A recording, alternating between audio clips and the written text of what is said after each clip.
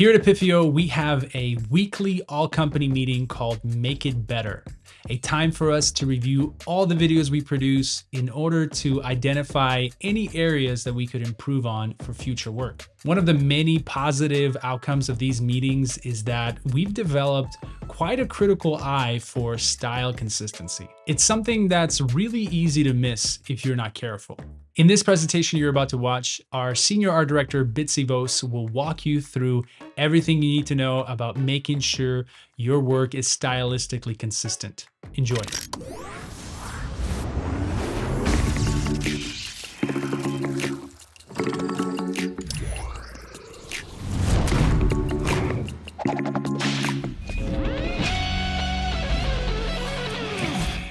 So today I'm going to talk about consistency. Oh no, that's not consistent. Actually, it looks pretty good. So the basics of a consistent style. I'm just going to tackle three today: line thickness, composition balance, and color. For the CDs, I really wanted to give a crash course in consistent tone and style, but I looked it up and I freaked out because that's your guys' job. I have no idea. It was very stressful. So I'm so sorry. Today's just visuals only. Maybe you guys can make a copycat for scripting. So I've got this really beautiful example. It's just consistent all the way through. I mean, each of these were a scene, beginning, middle, and end. It's the same style, hands down.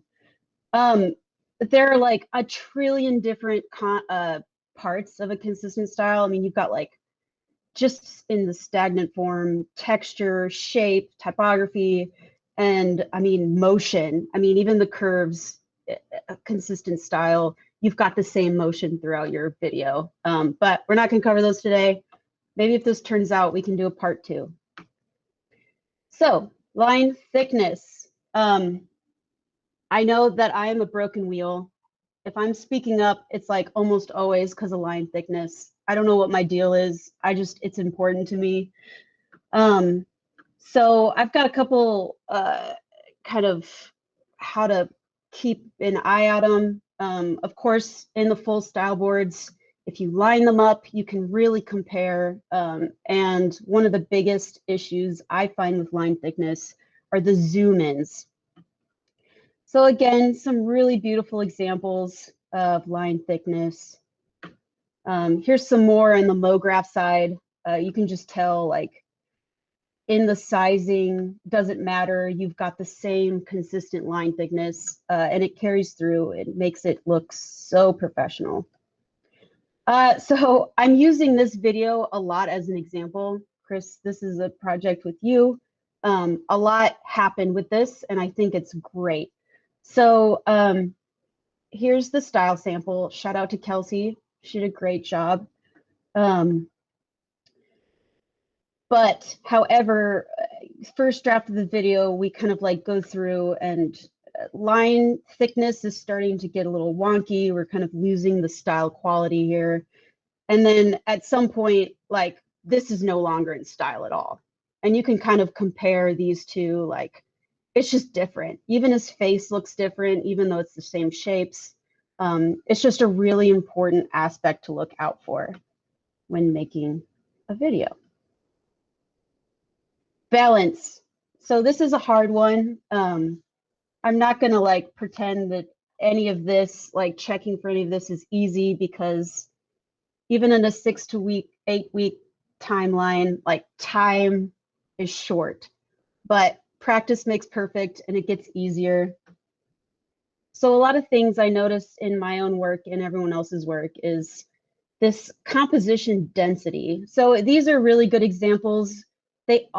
Each frame feels full, even though, like, we've got a lot of people in here, it fills the frame. This one's just one person, but they've used UI and line and color to kind of fill the screen. It feels the same style, it feels the same video, it's consistent, it feels balanced. It's very nice. And I think a lot of times the composition density can really fall on the wayside when we are in a like really quick timeline. But here's an example. I kind of edited this in Photoshop. So I see this happen sometimes, like we've got color, we've got shape. It's the same style, but it feels kind of off. You know, it's like bare, it doesn't quite match. And in the video, I think it really becomes apparent. So this is their actual style. Again, it's not as full, but still they've taken a lot of steps to fill the frame, to make it balanced like their other frames. And it really feels out of a video when you take the time to kind of make sure everything's balanced. Color. Color is hard for me. So color is its own, like, I mean, it's a job. Color is a job. And we do it all. So, we only have a little bit of time to kind of watch this, but so like in this presentation, like mood is not even part of this. So you can see in this example, I think Danny, you said this is gorgeous. Like, yes, it's so gorgeous. The color is so balanced in each frame. And I mean that in to say, like, you've got your main color as a background, but you've got each of these tiny elements actually keeping them all balanced while maintaining kind of that a new scene feel. Here's another one. Here's another style. You've got this big one. It's just, they use colors so well. They make sure each color is used in a nice balanced way throughout their video. So this is pretty pixelated, and you're gonna have to pardon me for my quick Photoshop job, but here's 3 things I see kind of that blows color in ours. So a rogue color is one. You can see like the line's nice, the style's the same, but like if you just compare this to the other one, it feels wrong, feels off. Not to say using highlight colors are wrong, but sometimes you get this one new color and it just feels wrong because it's breaking the balance. Another thing is unbalanced. So again, pardon my really choppy Photoshop paint job, but I've kind of messed the balance up. Again, it's not like a terrible thing, but it does feel starkly different, at least to me, where you've kind of destroyed this nice balance of color. Now there's just too much of this white. There's not enough black or bright blue. And then here's just it as it is. Nice. It looks great. Totally balanced. So, Bits Tips. I have some tips for you. So, each style, like we're obviously a company and we cater to like a trillion different styles.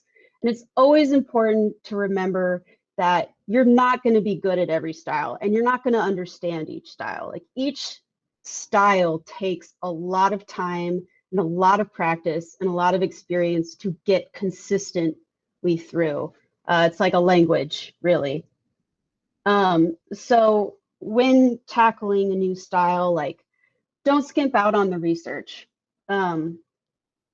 Like you just really have to think of your video, each component you might need, and try and really find a style that represents that component. It'll really help you. Oh.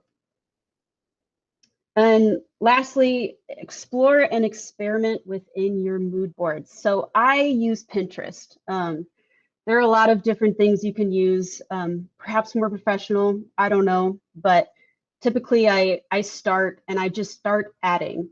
And it's funny to see it kind of evolve through kind of clicking through. Something I thought might be a good style in the beginning has evolved into, okay, now I've seen a lot and I found out that this actually is the path to take. So I found in our videos at Epipheo, there are 3 essential components to almost every video. And these need to be represented in your mood boards. So I have a really handy word, CHIM. Character, icons, and MoGraph.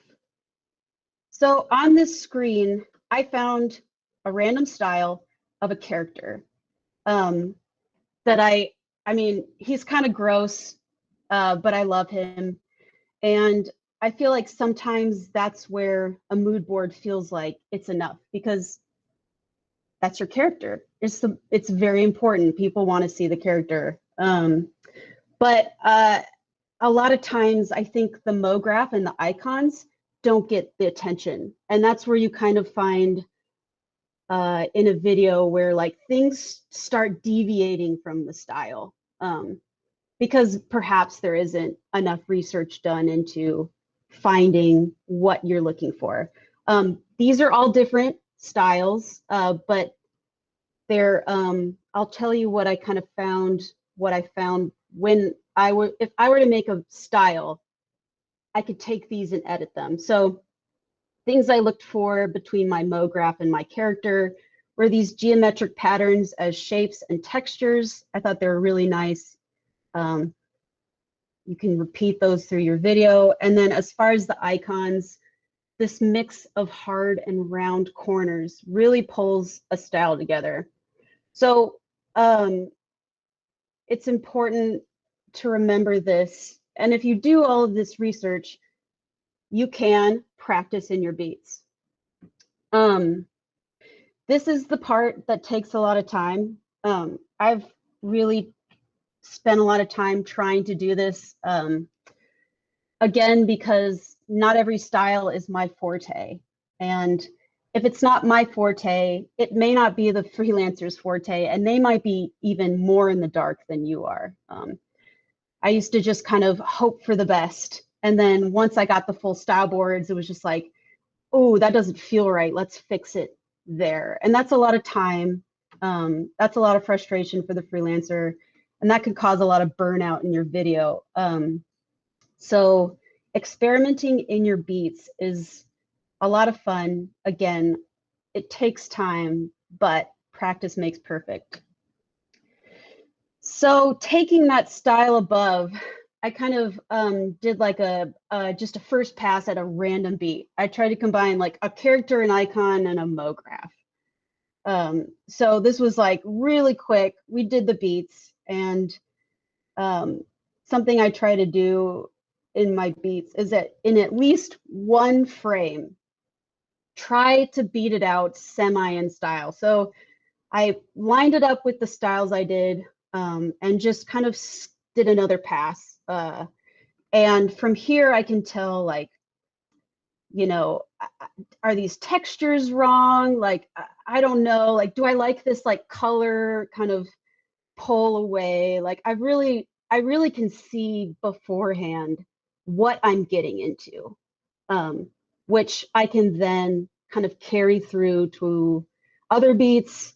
I can try and like, you know, beforehand, I know like, I actually really like that her headband, shirt, and shoes are the same color. Like, you've taken care of the hard experimentation. You're going to give your freelancer a super solid base.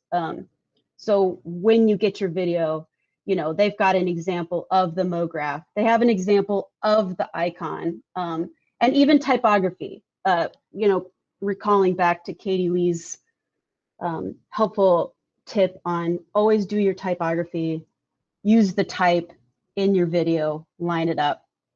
Again, it's a sketch, but it'll really help elevate and really help you understand the style to carry through into the video.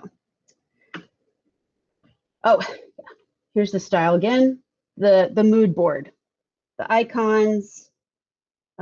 This one, obviously, I didn't get to choose one with a hard edge, but So back to Pendo. And this is my final slide. I've really blown through this pretty fast, so I'm sorry, this is a short one. So again, I like to take, when I get my full style boards, I like to choose my favorite frame. Typically it's the style frame. It's the one that's kind of like the most memorable one. And I like to line it up with the other ones, especially if you can't figure out why it doesn't feel right. So here's one. This is probably the very obvious example. This is through the scene. Oh, if you compare it, you can see it's just all over the place. Color balance, I mean, the lines are just huge. They're all over the place. So before I show the fixed example, I will say the client also wanted more detail. So here's the fixed one. It's a little blurry. It's definitely different color because this is post the turn, but you can tell now it's like it's got the elements from the first scene. The lines are all matched up. It's got the detailing, the nice blacks. Yeah, so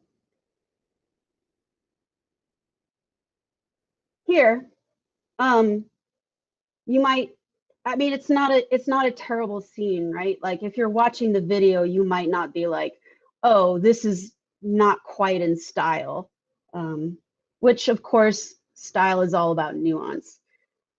So I kind of lined it up to this one, and it's a good example because it is kind of a nuanced thing. Like this doesn't necessarily feel out of style, but if you kind of like take another pass, like this one is a lot more. You've got the double, you see like these tight lines that are in the first style.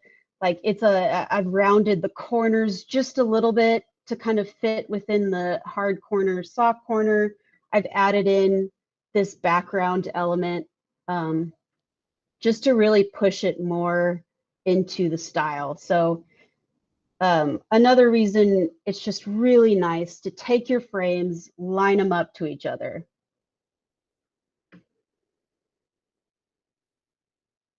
And that's the end.